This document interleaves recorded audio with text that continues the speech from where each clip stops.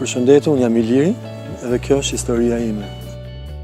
Unë jam lindur dhe jam rritur në një lagje të qytetit të Elbasanit, ka qenë një lagje me nivel të ulët, kulturor dhe arsimor dhe gjërat që ndodhin ose flitin më rëndom në për ambientet e adoleshentëve dhe të rinjve ishte të vjedhurit, ishin sherret me grupet, të luajtur bixhos.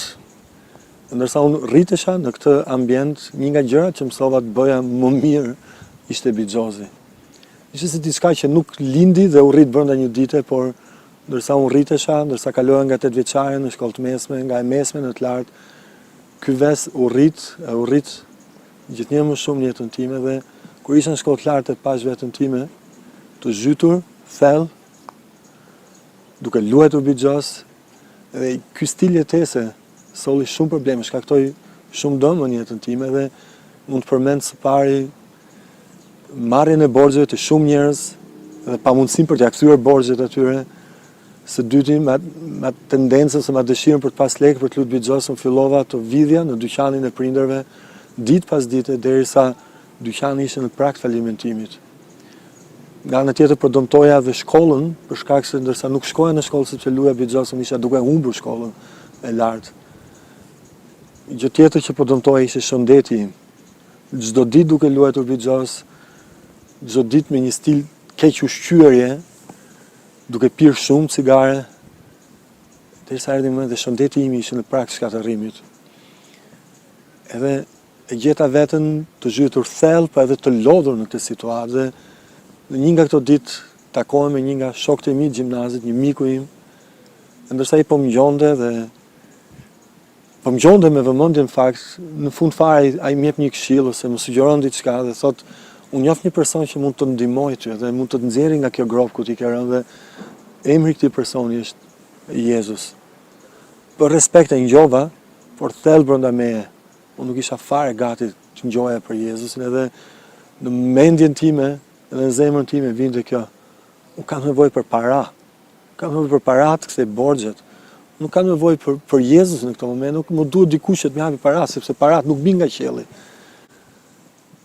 Edhe isha i lodhur në ekstrem, isha i raskapitur me atjet që bëja. Edhe paralelisht me këtë, ndërsa jeta ime shkonte poshtë e më poshtë, brenda meje po lindte një dëshirë për një jetë të re.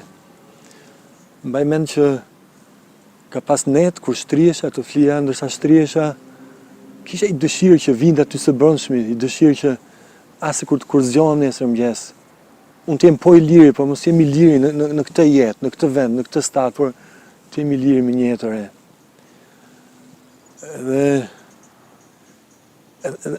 Edhe kaq i lodhur isha sa mbaj mend që ndërsa po heca një natë, ishte dimër, ishte ftohtë, ishte errësirë, mbaj mend që kam ngritur sy drejt qiellit, kam thënë Zot, unë jam shumë i lodhur me këtë jetë.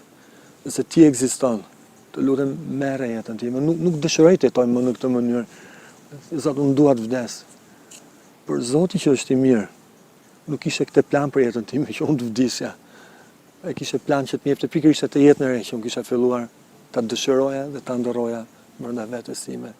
E pikërisht në këtë vorbull, ndërsa isha në këtë gjendje, një nga gjërat që ndodhin në jetën time në atë kohë ishte që gjithë kjo jetë e fshehur filloi të dilte në dritë. Familja ime kuptoi dhe pa gjithçka dhe mori vesh gjithçka dhe si prindër të mirë për ndihmuar jetën time, ata filluan të lanin borxhet e mia. E ndërsa ata lanin borxhet e mia, kishin një frymëmarrje për jetën time. Ishte si një çlirim edhe pikërisht në këtë ditë unë takoj sërish mikun tim, shokun tim gjimnazit edhe çuditërisht ndërsa ai po ngjonte sërish për jetën time, ai nuk më foli më për Jezus si një person që mund ndihmonte mua, po tha, a dëshiron të fillosh një jetë të re, a dëshiron të japësh jetën tënde Jezusit, të fillosh nga e para. Në fundit kjo ishte dëshira ime për muaj me radhë të filloja një jetë të re. Edhe në këtë moment unë isha gati, thoja po, sepse unë mendoj që Zoti kishte përgatitur zemrën time dhe kishte bërë gati për të thënë po tashmë, dhe unë thash po. I dhash jetën time Jezusit,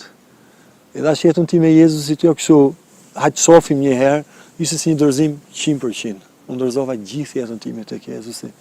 dhe i më dha një jetë të re. Edhe vetëm kaq, po nëse kthe kokën mbrapa tani, unë shikoj që Jezusi është treguar shumë besnik.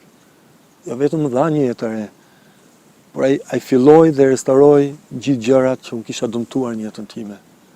Marrëdhëniet me njerëzit, shëndetin tim, shkollën që po e humbisja. Pra Zoti Jezus restauroi gjithçka që unë kisha dëmtuar. Ndërsa tregoj këtë historinë time, duke menduar që dikush, ndoshta në këto momente është duke e ngjuar, duke e parë.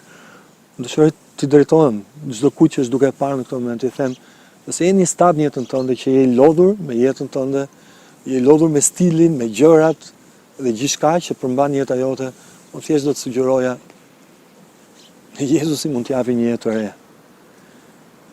Ai nuk e bëri këtë thjesht vetëm për mua, ai mund ta bëj këtë edhe për ty. Edhe Jezusi ishte përgjigje për jetën time, Jezusi mund të jetë përgjigje për jetën tënde.